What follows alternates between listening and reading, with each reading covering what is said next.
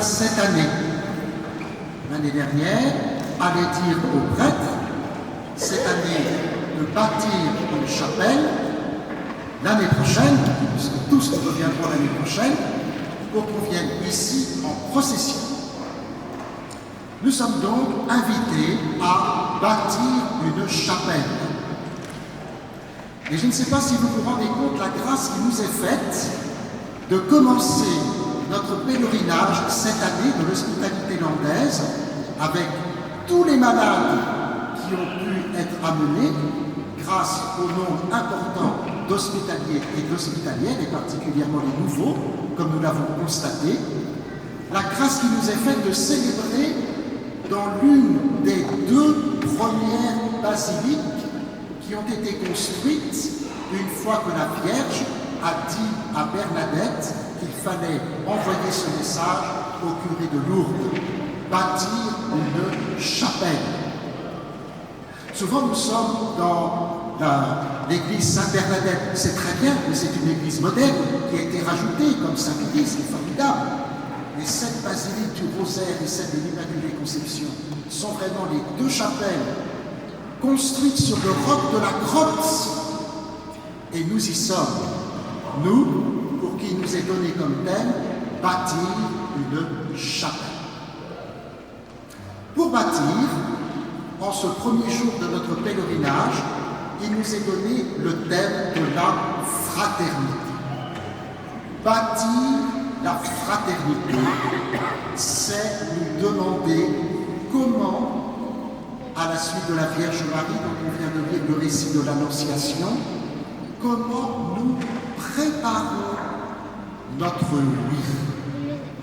Comment nous préparons notre oui à Dieu. Car dire oui à Dieu, c'est bâtir une chapelle. Alors pour cela, les textes que nous venons de proclamer nous donnent 3 indices que je voulais partager avec vous. Tout d'abord, comme dans la première lecture, on nous dit « Jacob se mit en route ». Pas de fraternité, pas de chapelle à bâtir, si d'abord on ne se met pas en route. Si nous sommes là aujourd'hui, c'est bien parce que, encore on a de la chance, nous sommes un diocèse voisin, nous nous sommes mis en route pour venir jusqu'ici à Lourdes. Les nouveaux hospitaliers, ils se sont mis en route, et peut-être qu'il y en a pour certains, c'était plus facile que pour d'autres. Il n'empêche, ils sont là parce qu'ils se sont mis en route. Même si nous sommes sur notre fauteuil roulant ou sur notre lit d'hôpital de manière habituelle dans nos EHPAD et nos maisons de retraite, si nous sommes là, c'est parce que nous nous sommes mis en route pour vivre cette fraternité. Pas de fraternité sans nous mettre en route, ensemble. Et c'est ce que nous allons vivre pendant ces 4 jours que nous célébrons. Le deuxième indice, c'est le début de l'Évangile. On a l'impression que pour la Vierge Marie, c'est presque plus facile. Elle ne fait que de demander comment ça va se faire, parce que de toute façon, je ne connais point d'homme. C'est facile parce que sa propre fraternité, le fait qu'elle ait pu bâtir cette chapelle intérieure d'elle-même dans la fraternité, nous vient du fait qu'elle était pétrie par la parole de Dieu. Avant que la parole se fasse chair en elle, elle était d'abord pétrie de cette parole. Et c'est ce que nous dit la salutation de l'ange à Bernadette. Là, on n'a pas eu tout à fait la traduction littérale par rapport au texte grec, c'est « je te salue, pleine de grâce ». Mais la traduction, c'est le mot « kairé » en grec, « réjouis-toi ». Et lorsque la Vierge Marie entend ce mot « réjouis-toi », ce n'est pas une formule de politesse, c'est une formule de foi. Car dans la Bible, et notamment dans les petits prophètes comme Zacharie, qui annonce la venue du Sauveur, « réjouis-toi », ça veut dire « le Seigneur vient ». Et donc, lorsque la Vierge Marie entend de l'ange « réjouis-toi », tout de suite, elle est codée, si je puis dire. Elle rentre dans plan de Dieu, et elle peut donc bâtir une chapelle qu'elle n'avait pas prévue. Elle n'avait pas prévu qu'elle deviendrait la mère du Sauveur.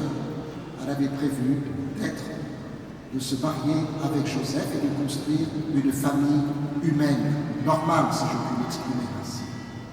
Eh bien, voyez, bâtir une chapelle, c'est pouvoir bâtir la fraternité à partir de la parole de Dieu.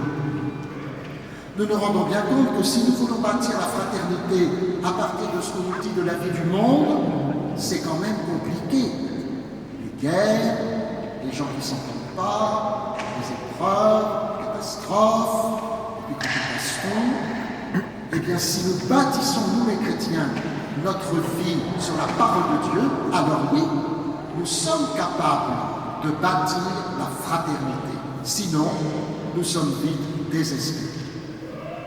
Et puis le troisième indice, comment nous allons préparer notre vie à Dieu? Eh bien, c'est d'être comme la Vierge Marie, disponible, c'est d'accueillir. Le Seigneur nous demande de bâtir notre vie à travers les événements que nous pouvons prévoir, mais aussi avec les événements que nous ne pouvons pas prévoir. Ceux qui ont fait qu'ils ont transformé notre vie, parfois de manière douloureuse, parfois de manière joyeuse. Et la Vierge est là, la seule chose qu'elle fait, elle dit, voici la servante du Seigneur, qu'il me soit fait selon ta parole. Ce sont des phrases toutes simples, et ce sont ces phrases qui bâtissent la vie de la Vierge, ce sont des phrases qui bâtissent la vie de l'Église. Alors pendant ces 4 jours de pèlerinage, nous allons vraiment demander au Seigneur qu'il nous aide à être des bâtisseurs. Aujourd'hui, des bâtisseurs de fraternité, à travers le fait de se mettre en route, à travers le fait d'entendre et de nous appuyer sur la parole de Dieu, et enfin, à travers le fait, comme la Vierge Marie, d'accueillir le don de Dieu, afin que ce soit ce don-là qui nous construise, que ce soit ce don-là que nous voulons bâtir pour nous-mêmes et autour de nous. Et ce sera notre manière de nous préparer à dire oui à Dieu, à renforcer peut-être notre oui pendant ce temps de pèlerinage, peut-être à découvrir que le Seigneur nous appelle à dire un oui plus franc et plus massif par rapport à une vocation particulière, par rapport à une construction d'un couple, par rapport à des études, par rapport à un choix de vie.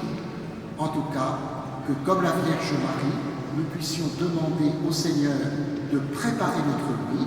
C'est ce oui qui permettra d'être fidèle à cette phrase que Sainte Bernadette a entendue de la Vierge Marie et qu'elle a confiée au curé de Lourdes. Nous viennent ici bâtir une chapelle pour ensuite aller en procession et continuer ensemble notre chemin.